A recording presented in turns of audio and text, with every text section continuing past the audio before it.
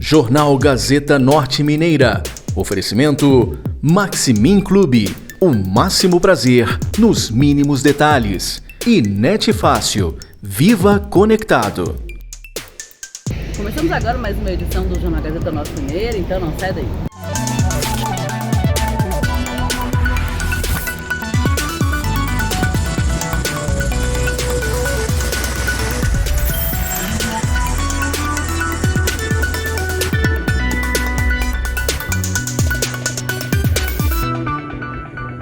Bom, começamos essa edição falando sobre o número de mulheres que decidem empreender no Brasil, que tem crescido a cada ano. Mas os desafios para essas mulheres ainda permanecem, especialmente na área como o varejo. Para falar sobre o papel da mulher no empreendedorismo social, estratégias de crescimento e também superação no mercado, eu converso agora com Ariane Galdino, empreendedora, palestrante, mentora, escritora e também especialista em varejo. Ariane, seja bem-vinda e fala pra gente, para iniciar, quais são os principais desafios enfrentados por mulheres que decidem empreender no Brasil? Obrigada, Gabi. Olha só, além de dificuldades de acessar financiamento, crédito, as mulheres ainda penam muito porque falta rede de apoio, né? Rede de mulheres que realmente assim estejam imbuídas ali para se capacitarem cada vez mais, para conseguir essas conexões que fazem diferença, essa troca de experiência. A gente ainda tem muito preconceito de gênero, né? E muita dificuldade dessas mulheres se manterem no mercado quando a gente pensa em segundo turno, terceiro turno, filhos, gestação. Então ainda temos muitos desafios aí para as mulheres se estabelecerem no mercado de trabalho. Você acredita que o empreendedorismo feminino ainda sofre resistência no mercado, não só por esses fatores, mas por outros fatores também? Eu acredito que sim, justamente por conta dessas condições mulheris, não é? Por exemplo, nós poderíamos ter muito mais apoio a financiamento nas instituições financeiras. Este aí é um grande gargalo. Por si só, ele já demonstra assim, que existe uma dificuldade. Lembrando que as mulheres elas têm um nível de adimplência muito maior que o gênero masculino. Então, a gente ainda não entende como isso pode acontecer dessa maneira, né? O que a gente sabe é que o Fundo Monetário Internacional ele tem um prazo para que as mulheres elas possam estar mais em pé de igualdade com os homens, né? E esse prazo é em torno de 120 anos. Mas a gente sabe também que as mulheres hoje, elas se mostram como um nicho de mercado que pode injetar cerca de $1 trilhão na economia global, não é? Se nós tivermos espaço para atuar com qualidade. Então, assim, existe um mercado para que possamos atuar, existe um potencial feminino para aplicar nesse mercado, mas ainda falta uma atenção especial e condições melhores para que a gente possa fazer isso acontecer. Bom, e quais dicas você daria para mulheres que querem começar a empreender, mas ainda têm medo? Eu penso que é muito importante essa mulher se capacitar, porque o medo muitas vezes vem da falta de conhecimento. É muito importante essa mulher ter uma rede de apoio, ela se conectar com outras mulheres empreendedoras, ela estar envolvida com grupos, com coletivos que possam servir de rede de apoio, porque essa partilha de informação, de experiência, ela traz para a mulher uma autoconfiança, que é o que eu percebo que muitas vezes falta para a mulher tomar essa coragem para empreender, né? E a partir disso aí, sempre, assim, ter muito conhecimento acerca das questões de gestão, do financeiro, do administrativo, né, do fluxo do trabalho em geral, de logística, de venda. Quanto mais conhecimento essa mulher tiver do mercado dela, do mercado em geral, das pessoas que podem servir como apoio, de alça para ela alavancar o negócio, mais fortalecida ela vai se sentir e mais corajosa ela estará. Bom, e você falou pontos importantes, né? São várias opções que ela tem e quais estratégias são fundamentais para ter sucesso no varejo, especialmente, né, para essa mulher que está começando. Então, não adianta só você ter uma placa, né? Abrir uma loja, ter uma placa, ou abrir um Instagram ali, né? Ter aquela coisa na rede social. É necessário estratégia e planejamento. Então, assim, essa mulher ela precisa entender por que o negócio dela está no lugar onde está, qual que é o público-alvo dela. Ela tem que gerar uma comunicação interessante para atingir esse público-alvo. Ela precisa gerar uma comunicação interessante também para motivar a equipe dela, as pessoas que estão envolvidas no negócio, ou também até mesmo se automotivar, né, para poder conseguir fazer a coisa caminhar. Você precisa ter aí um planejamento de relacionamento com o seu cliente, mesmo se for prestador de serviço ou se for varejo, né, você precisa ter uma estratégia de relacionamento com esse cliente. Se a sua loja loja é física, é importante essa loja estar no Google Negócio, por exemplo, que é gratuito. Você faz um cadastro gratuito no Google, o Google te manda uma correspondência depois, confirmando seus dados, seu endereço, e você passa a fazer parte dessa grande vitrine que é o Google, e aí você pode fazer anúncios no Google, como era feito antigamente, né, através da lista aí de contatos, que eram os catálogos, os antigos catálogos. Então o Google, ele é esse catálogo atual. E por incrível que pareça, muita gente ainda não está no Google Negócio, ainda não está cadastrado, né, nessa simples coisa. Entender também como é que funcionam as redes sociais, né? Se você não tiver condição de pagar um agente de tráfego, faça um curso. Tem muito webinar gratuito. Se você entrar aí no site do Sebrae, você vai encontrar muita coisa a respeito para poder esclarecer melhor sobre como fazer. É importante você entender o que é o orgânico, o que é o tráfego dentro desse planeta, né, instagramável. Eu acho que essas duas estratégias, elas são importantes porque a comunicação, ela é uma base muito sólida para o empreendedor. Como ele se comunica com seu fornecedor, como ele se comunica com seu cliente, como ele comunica com a sua equipe, né? Então essa comunicação, ela tem que ser muito assertiva. Então a primeira dica que eu daria, se você quer empreender, é observe, entenda, aprenda, planeje, né, uma estratégia assim, que seja realmente sólida com relação à comunicação que você pretende fazer, porque aí você vai conseguir fazer com que as pessoas entendam qual é a solução que você está oferecendo no mercado, não é? Se você está realmente sanando uma dor, até para você mesmo, né, para você mesma ter conhecimento assim de cada detalhe do que o seu negócio oferece no mercado. Então acho que essa dica assim, primeira, ela é primordial, sabe? Bom, e além de tudo isso, tem também uma outra opção, que é um evento que acontece sempre, né? E vai ter novamente agora esse evento. Conta pra gente um pouco. Então, nós vamos ter agora, dia 15 de agosto, pela Federaminas Mulher, que é uma entidade de cunho estadual, a qual faço parte como diretora regional. Esse evento, ele é um evento itinerante, né? Nós vamos ter o 7º evento aqui em Montes Claros, que vai acontecer dia 15 de agosto. Vai ser lá na Sociedade Rural, no Clube dos Fazendeiros, né? Nós vamos ter ali no Centro de Convenções um palco gigantesco para receber muitas, né, painelistas, muitas palestrantes que vão trazer para essas mulheres gás, né, conhecimento, engajamento, mini mentorias, digamos assim, né? Vai ter uma troca, uma partilha muito grande aí de informações, e eu penso que as mulheres montesclarenses e da região não podem perder. Nós já temos mais de 30 municípios confirmados para participarem desse evento. Lá nós vamos ter, inclusive, como tema a questão Identidade de Montes Claros, vai estar sendo realizado em plena festa de agosto. Então, assim, nós vamos apresentar o norte de Minas e Montes Claros para todos os outros municípios do estado de Minas Gerais. A Federaminas Mulher é uma entidade muito forte dentre as outras federações do Brasil, não é? Esse evento, ele é reconhecido pelo Conselho Nacional da Mulher e de Cultura, que é o conselho dentro desse mecanismo da CACB, que é o Conselho das Associações Comerciais de todo o Brasil, né? Então, esse conselho que rege todas essas federações que regem as câmaras. Então, assim, é um ecossistema gigante de mulheres empreendedoras, né, com muita experiência, com muito potencial, e que no dia 15 de agosto nós vamos ter a oportunidade, né, de estar aqui em Montes Claros com esse evento gigantesco, que imaginamos que teremos aí pelo menos mais de 700 mulheres presentes, não só dos municípios, mas também aqui da nossa região. E quem está sediando esse evento é a Câmara da Mulher Empreendedora de Montes Claros, né, que faz parte aí da Associação Comercial. A nossa presidente, a Ciara Mendes, e a nossa vice-presidente, Sibeli Medrado, vão ser as anfitriãs aí, né, para estar trazendo esse evento em conjunto com a Federaminas Mulher, que é a dona desse movimento, né, que a gente chama assim, que é um produto, mas na verdade é um grande movimento que reúne tantas mulheres de tantas visões diferentes, que trabalham em tantos segmentos diferentes. Então, assim, é uma oportunidade incrível de se capacitar, né, de trocar ideias e de fazer networking, que é o que a gente fala sobre rede de apoio. É o que faz muita diferença nessa jornada feminina de empreendedorismo. Perfeito. E quem tiver interesse em participar, como faz? Então, pode entrar no @CME Montes Claros, lá você vai ter um link na bio, você vai poder entrar lá no link e vai direto para o Simpla. Ou então você joga lá no Simpla, né, FEME, 7º FEME, Fórum Estadual de Mulheres Empreendedoras, que já vai sair lá o link para poder fazer a inscrição. Então, são as duas formas de fazer a inscrição. Mas é bom você entrar também no da CME Montes Claros para você conhecer um pouco mais sobre o evento, qual é a programação, quem vão ser os palestrantes, painelistas. Eu mesmo estarei lá o dia inteiro como cerimonialista para poder colaborar para a gente fazer um evento bem pujante, bem bacana para essa mulherada que merece demais. Agradeço a Ariana pela participação. Seguimos agora para o intervalo e já voltamos.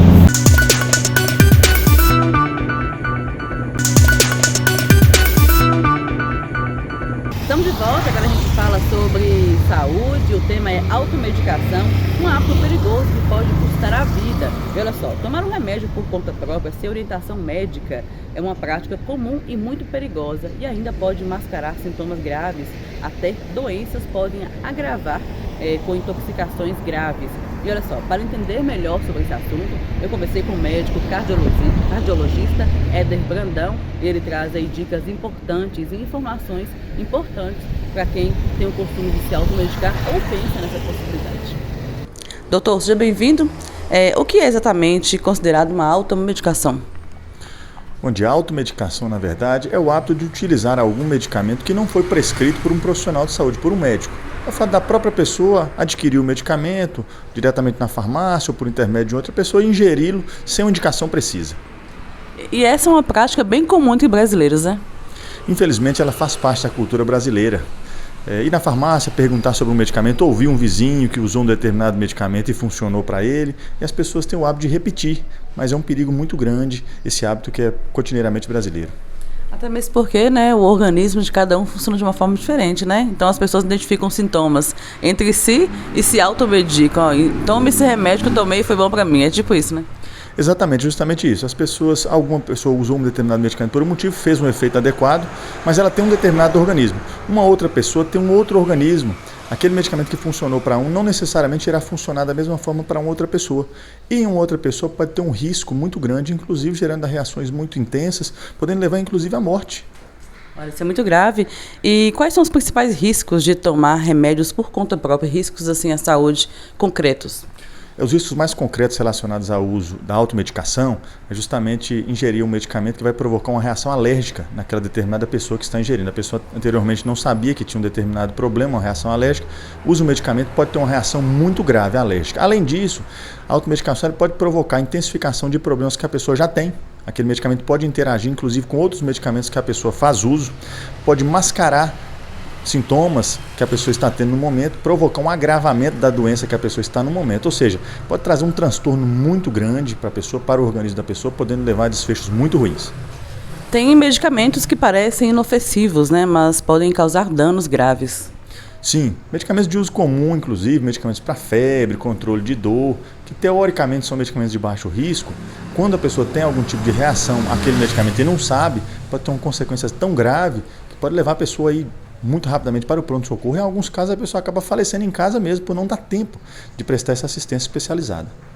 É possível que esses medicamentos, a partir da automedicação, pode mascarar doenças mais graves? Infelizmente é muito comum. A utilização desses medicamentos, ela retarda muitas vezes em que o paciente procure uma atenção especializada, um atendimento especializado. Esse medicamento, principalmente medicamentos para controle de sintoma, pode provocar uma melhora parcial naqueles sintomas, que faz com que a pessoa demore mais, postergue a procura por uma atenção especializada, e quando isso acontece, às vezes a doença já está muito agravada, com um quadro muito complexo e de difícil tratamento. E olha só, no caso de remédios para dor, febre ou gripe, até que ponto o uso é seguro? Essa é uma pergunta muito complexa, porque varia de pessoa para pessoa. Mas, de uma forma geral, nos 3, 4 primeiros dias de febre, desde que não seja uma febre muito alta e que não haja comprometimento intenso do estado geral, alteração do nível de consciência, desidratação, pode-se fazer uso em casa, mas deve ter atenção muito importante, principalmente com idosos e com crianças. Essa população tem uma sensibilidade muito alta a mesmo essas doenças febris, então nos primeiros dias, caso não haja um controle dos sintomas, controle da dor, da febre com esses medicamentos sintomáticos, deve-se procurar o mais rápido possível uma atenção especializada para que seja feita a avaliação específica dessa pessoa. Perfeito. E qual a orientação para quem tem o hábito de guardar resto de remédio e usar depois sem receita? Não faça isso.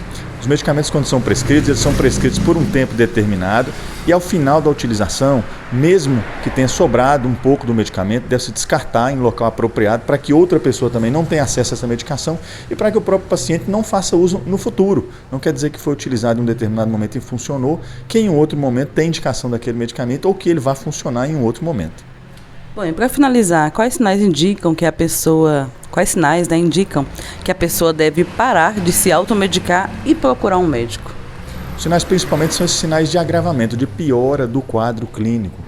alteração do estado geral muito significativo, persistência dos sintomas por alguns dias, alteração do nível de consciência. Esses sim devem ser sinais de alerta que devem fazer com que a pessoa ou o responsável por aquela pessoa o encaminhe para atendimento especializado, mesmo que seja na atenção básica, para uma avaliação com o clínico geral, e aí sim tomar as medidas que se fizerem necessárias ao caso. Doutor, muito obrigada pela participação. O senhor gostaria de deixar o contato onde o senhor atende, para quem quiser saber mais, marcar uma consulta? Sim, nós atendemos na Clínica NEC, na Avenida Afonso Pena. O telefone é 3222-2767, estamos à disposição. Agradeço a Eda pela participação e seguimos agora para o intervalo e já voltamos.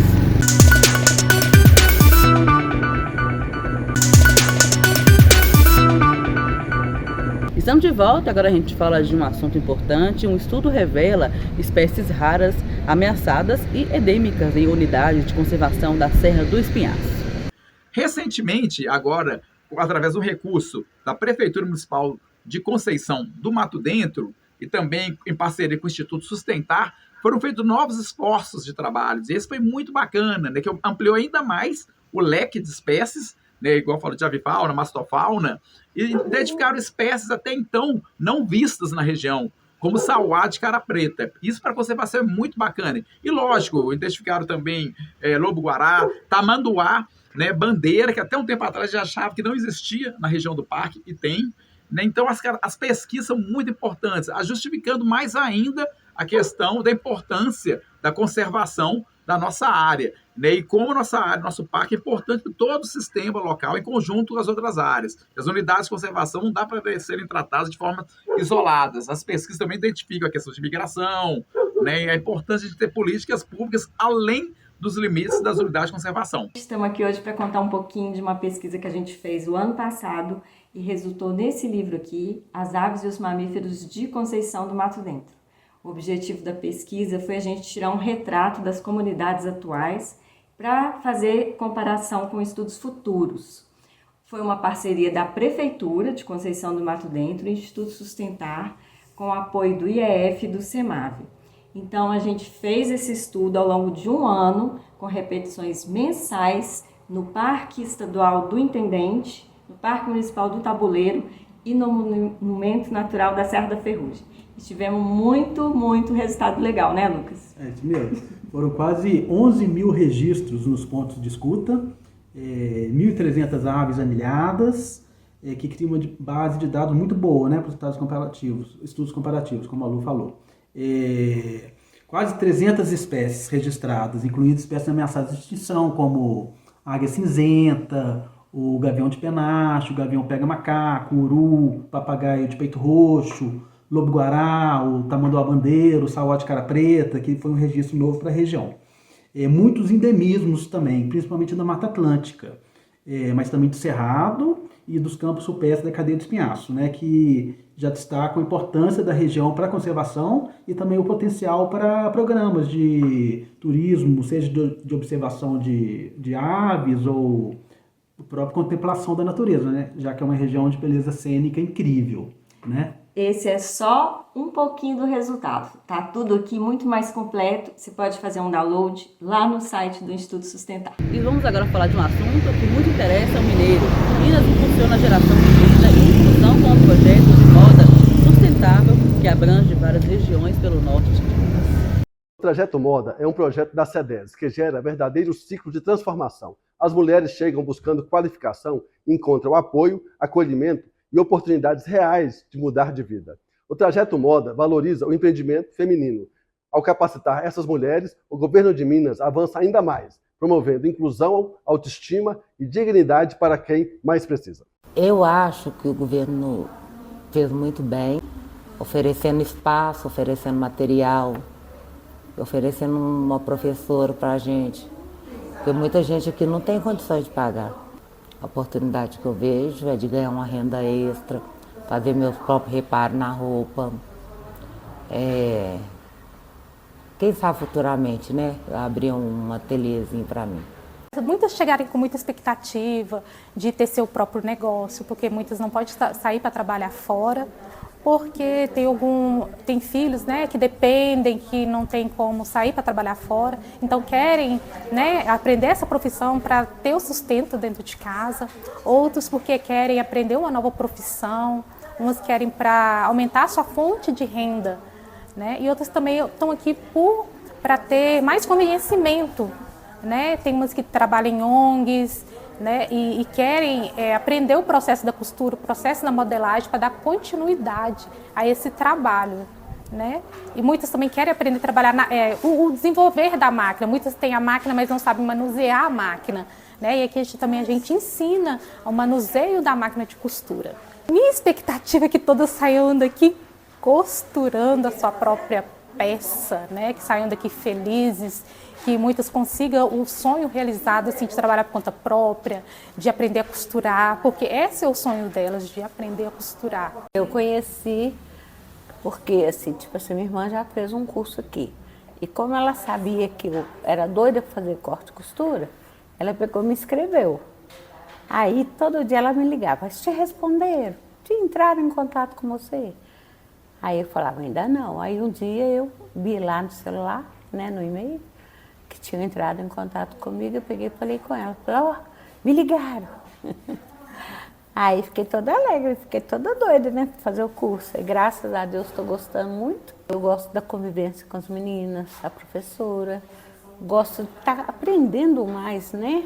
Cada dia a gente vai aprendendo uma coisa. Eu espero costurar, fazer as roupas direitinho para poder ser reconhecida, né, como uma boa costureira, não sei, e poder fazer assim, fazer roupa, arrumar.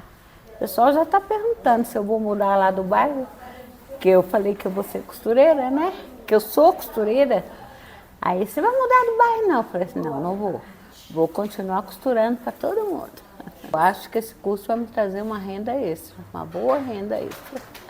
Bom, e assim finalizamos mais uma edição do Jornal Gazeta Norte Mineira. E para você ficar sempre informado, não se esqueça de acessar o nosso canal gazetanorsemineira.com.br. Lá você confere a nossa programação completa, isso e muito mais.